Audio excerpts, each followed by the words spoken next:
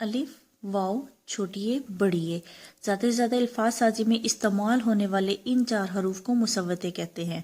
मुसव्वते क्या हैं? मुसव्वते उर्दू के वॉवल्स हैं। जिस तरीके से इंग्लिश के वॉवल्स होते हैं ए, ई, आई, ओ, यू, इसी तरह उर्दू में भी वॉवल्स होते हैं।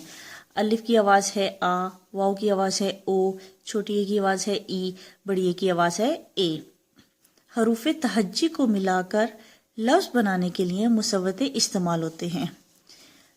अलिफ की आवाज़ है आ, अंडा। अंडा में आप देखें एंड में आ की आवाज़ जो है वो साफ महसूस हो रही है।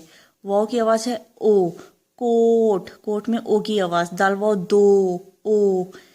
छोटी की आवाज़ है ई, छत री, नीचे।